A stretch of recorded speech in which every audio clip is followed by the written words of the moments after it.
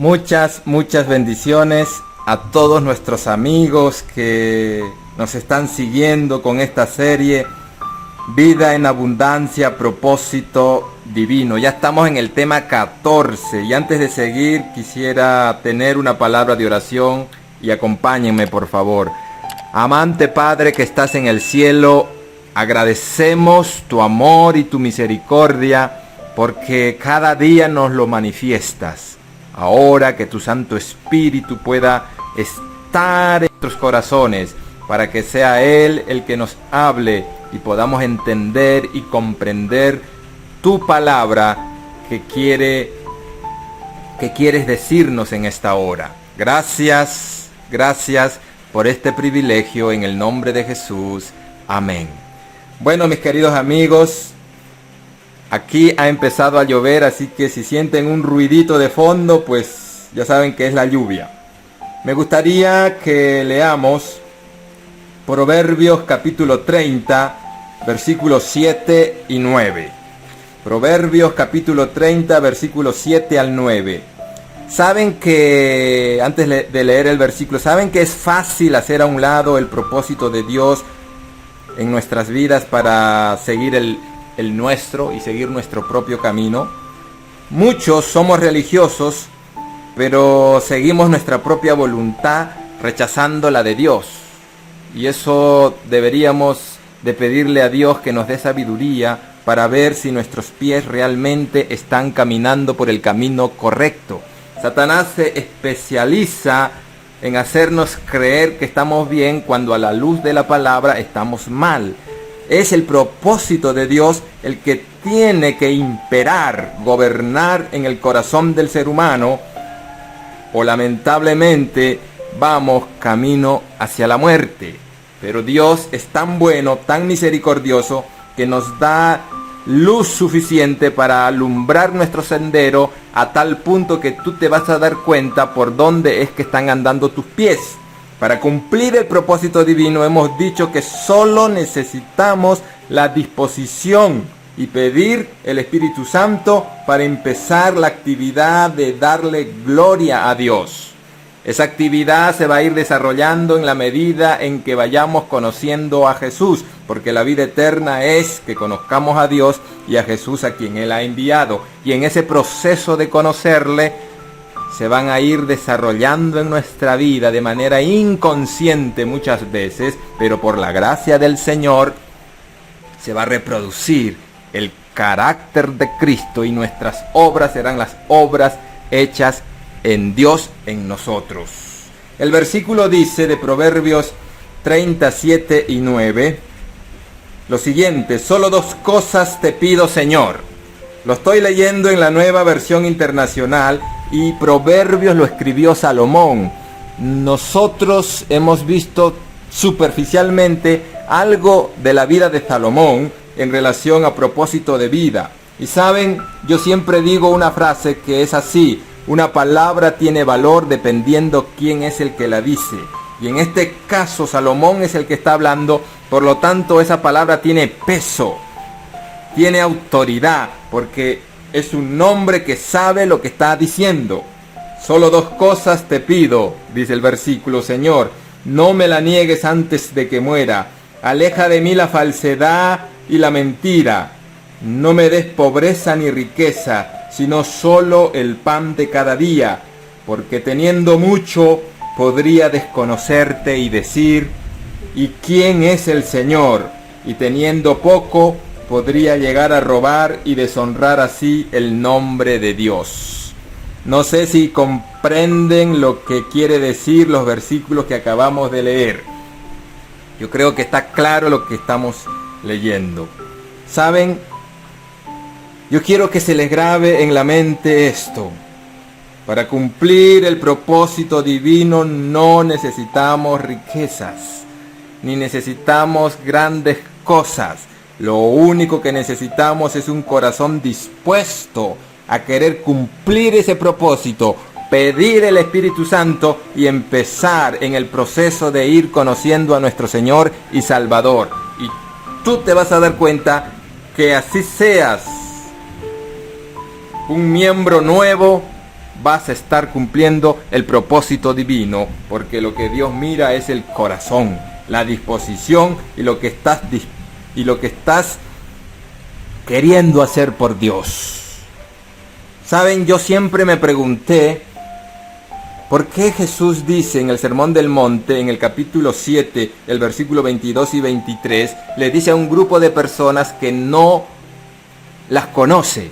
Y cuando la puerta se cierra en Mateo 25, hablando de las 10 vírgenes, cuando las 10 vírgenes estaban esperando al esposo y a las fatuas se le acabó el aceite y fueron a conseguir, pero mientras ellas fueron a conseguir, dice que la puerta se cerró con las prudentes dentro. Cuando las fatuas regresaron y empezaron a tocar, el Señor salió y les dijo: no os conozco. Y yo decía, ¿por qué dice eso? Si el Señor nos conoce de pies a cabeza. Salmo 139 claramente lo menciona, que ni siquiera la palabra está en nuestra boca cuando ya el Señor la sabe. Conoce nuestro levantar, nuestro sentar, nuestra ida, nuestra venida. Pero allí en esos versículos claramente aparece: no os conozco. Y entendí eso cuando leí Gálatas 4:9. No lo voy a leer, simplemente voy a dar la idea. En Gálatas 4:9 dice que cuando tú conoces a Dios es porque Dios te conoce a ti.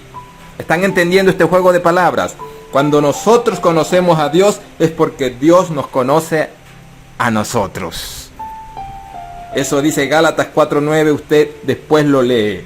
Ahora recién tiene sentido lo que dijo Jesús cuando mencionó: no os conozco.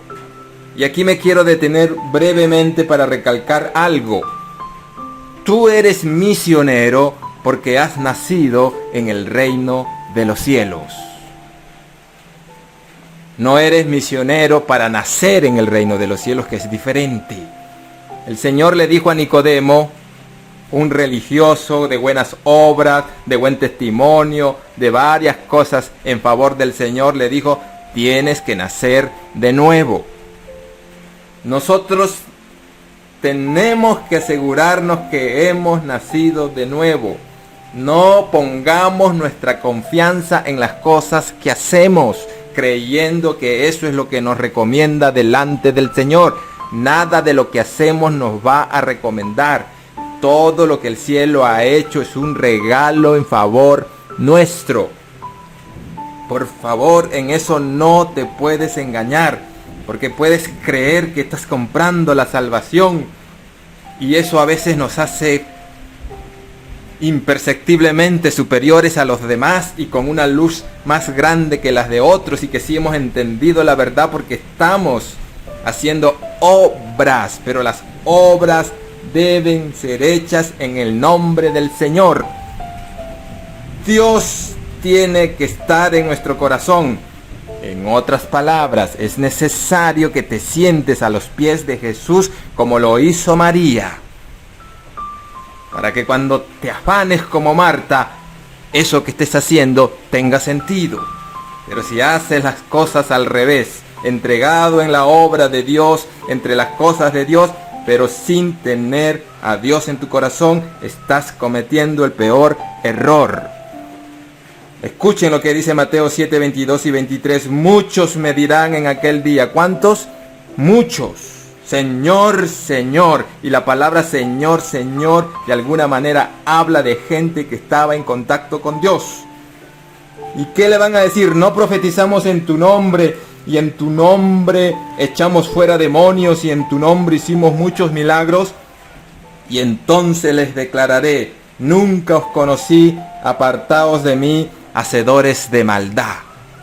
Tremendo. Gente religiosa, gente que ha echado demonios, gente que ha hecho milagros, gente que ha profetizado, pero que el Señor les va a decir: nunca os conocí. Y según la regla de Gálatas 4:9, lo que el Señor está diciendo: nunca me conocieron, porque no tenían tiempo, porque no lo sacaban. Era más fácil estar entretenidos en muchas otras cosas, ya sean buenas o sean malas, pero no habían sacado tiempo para la comunión con aquel a quien dicen servirle. María escogió la mejor parte y de ella no va a ser quitada. Queridos amigos, esto es una lucha tremenda y hay que sacar tiempo para la comunión con el Señor, para poder saber quién es Él, para desarrollar confianza en Él, para que su carácter se vaya reproduciendo en el nuestro, en la tarea de conocerle. Pero para esto no necesitamos riqueza, porque el peligro es: no me des riqueza, dijo Salomón. No me des riqueza, dijo Salomón, porque no vaya a ser que te desconozca y diga quién es el Señor. El apóstol Pedro fue un apóstol que dejó todo por Jesús. Y después de la confirmación de Jesús de que apacentara las ovejas, en una oportunidad él estaba yendo con Juan al templo de la Hermosa. El registro bíblico se encuentra en Hechos capítulo 3 del 1 al 10. Y cuando estaba entrando al templo de la Hermosa, un cojo que era colocado allí para pedir limosna, les pidió limosna y ellos le dijeron: míranos. Y él atentamente los miró esperando recibir algo. Pero Pedro, el gran apóstol, el que había dejado sus redes para seguir a Jesús, el hombre que había predicado, el hombre que había ganado almas, ese hombre, cuando el cojo le pide dinero, dijo: no tengo plata ni oro. Hermanos, amigos, yo he vivido en 3 países, conozco algunos otros, pero he vivido en 3 países. Soy peruano, pues viví en Perú. He vivido 10 años en Colombia y 5 en República Dominicana. Y menciono esto porque quiero colocar este ejemplo. Pedro, le piden limosna a Pedro, y Pedro dice: no tengo plata ni oro. Si Pedro fuera dominicano, Pedro no tenía 25 pesos para dar de limosna a un cojo. Si Pedro fuera dominicano, no hubiese tenido una monedita de 25 pesos, que es más o menos lo que uno da de limosna, o 50 pesos. Y la persona casi que se persina por esos 50 pesos. Pero Pedro no tenía 25 pesos. Pero si Pedro hubiera sido colombiano, no tenía 1000 pesos para dar de limosna, ni 500. Y si Pedro hubiese sido peruano como yo, no tenía una monedita de 2 soles o de 1 sol para dar de limosna.